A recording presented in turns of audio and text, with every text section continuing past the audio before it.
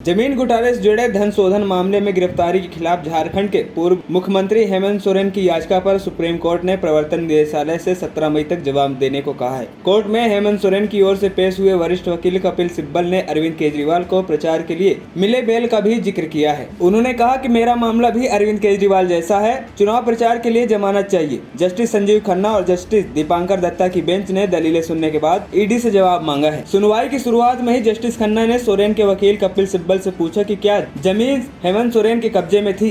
सिब्बल ने जोर देकर कहा कि जमीन पर सोरेन का कब्जा नहीं था। सिब्बल ने कहा, जमीन कभी मेरे कब्जे में नहीं थी, मेरा जमीन से कोई लेना देना नहीं था। इस बयान को दर्ज किया। सिब्बल ने यह भी कहा, जमीन पर जबरन कब्जे का अपराध मनी लॉन्ड्रिंग कानून के दायरे में नहीं है। इसके बाद जस्टिस खन्ना ने सिब्बल से पूछा क्या वह याचिका नोटिस के बाद जुलाई या कोर्ट की छुट्टियों के दौरान सूचीबद्ध करना चाहते हैं, जिसकी शुरुआत 18 मई से होगी। सिब्बल ने मौजूदा लोकसभा चुनाव का हवाला देकर जल्द सुनवाई की गुजारिश की। सिब्बल ने 17 मई को सूचीबद्ध करने की मांग की। बेंच की शुरुआत ने इनकार कर दिया। कोर्ट ने 20 मई को शुरू होने वाले पहले सप्ताह में सूचीबद्ध करने की बात कही। इस पर सिब्बल ने कहा कि तब तक प्रचार खत्म हो जाएगा। कपिल सिब्बल ने कहा कि अगर मामले में लंबी तारीख दी गई तो वह सोरेन पक्षपात का शिकार होंगे। सिब्बल ने सोरेन का पक्ष रखते हुए कहा, मेरा मामला भी अरविंद केजरीवाल के आदेश के हूबहू है और मुझे भी प्रचार अभियान के लिए जमानत की जरूरत है। पीठ ने कहा, इस सप्ताह बहुत ज्यादा काम है और बहुत से मामले सूचीबद्ध हैं। शीर्ष अदालत ने तारीख 20 मई से बदलने का अनिच्छा जताई, लेकिन सोरेन की ओर से पेश हुए सिब्बल और वरिष्ठ अधिवक्ता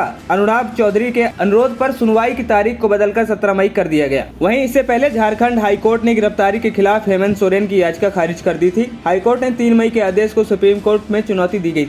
सोरेन ने गिरफ्तारी के खिलाफ अपनी याचिका पर अदालत द्वारा फैसला दिए जाने तक लोकसभा चुनाव में प्रचार करने के लिए अंतरिम जमानत की मांग की। खबरी चौखट की रिपोर्ट।